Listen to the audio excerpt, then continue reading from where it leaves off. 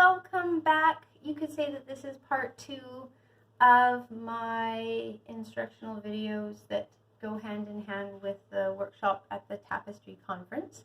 And in this one, if you didn't see it, it's not a super long video. Some of these are. And this one talks about our negative space here, the difference between having an outline, which is this light bulb, and an edge, which is right here. Okay. And now I'm going to show you how to turn a sphere into a planet, because that was the idea that I'd come up with. And what's really, really neat about this project is that it is so unbelievably flexible. And the kids that I've done this with, the middle schoolers, they've really, really taken to it. Some of them do pretty bog standard planets, and I found that if you draw a picture of Saturn with the rings, you will probably get a class full of Saturns.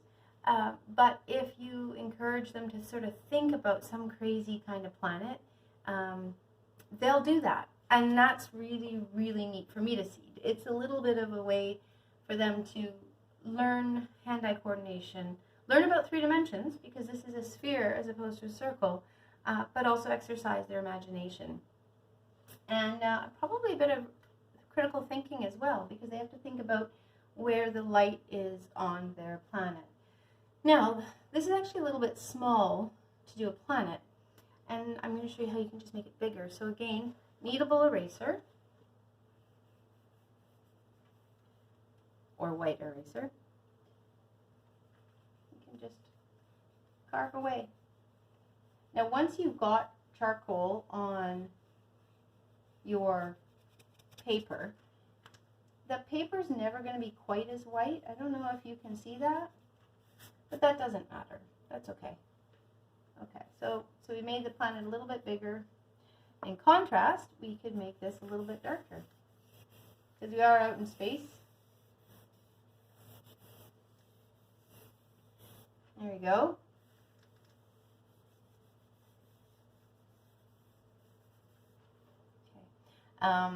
I can't help, and please don't condemn me for my pronunciation, but I think of Le Petit Prince when I'm doing a planet here.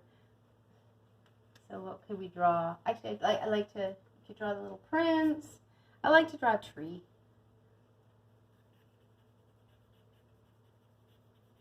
Okay, so you see I'm going into that negative space there. Let's blend this a little bit. The shadows are going to curve. And then we can take our eraser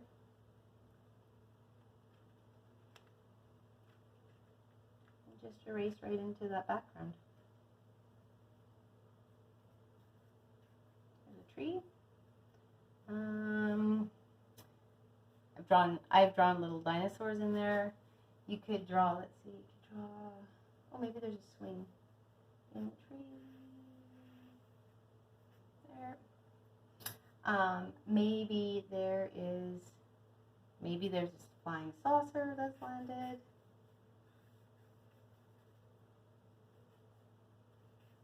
And it's really interesting because the kids have to decide, well, if it's on this side of the planet, is it going to be straight or is it going to follow the contour of the planet? So there's a lot of questions they have to ask themselves. There's a story that they have to figure out.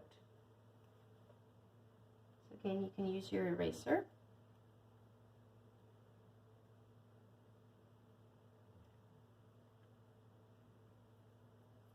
And using the negative space, we can darken this a little bit. There's one more. There's some shadows there.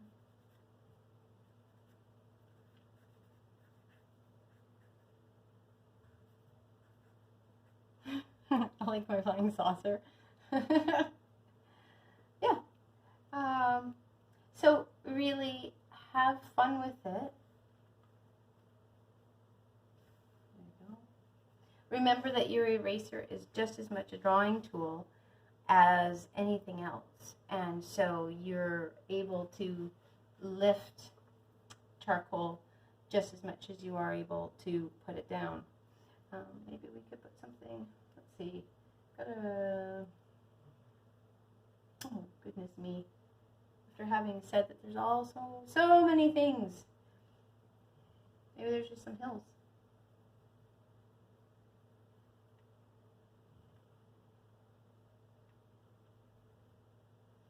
You can add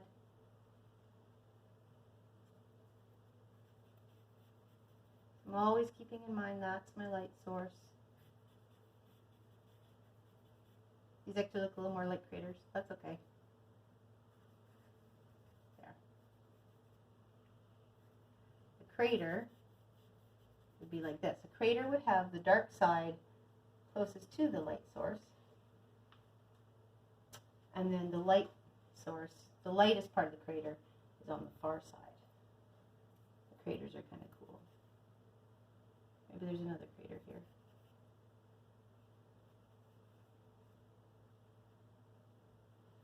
Okay, erase. I could put a ring around it.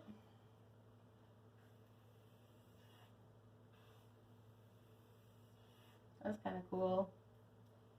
I feel a little bit like Bob Ross. I have a happy little tree and everything. And okay, just erase away.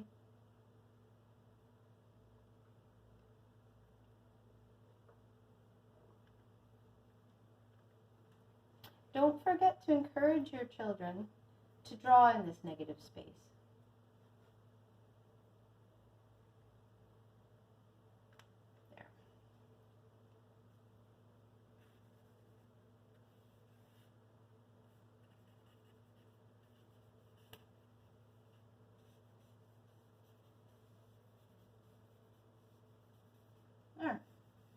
I know, I'm not sure I'd want to live there, but it's a planet. So I hope that helps. Again, I hope that clarifies any questions you may have. But as always, please feel free to message me and I can help you out. All right, thanks so much for joining me and take care. Bye-bye. Oh, my fingers are, yeah, it's messy.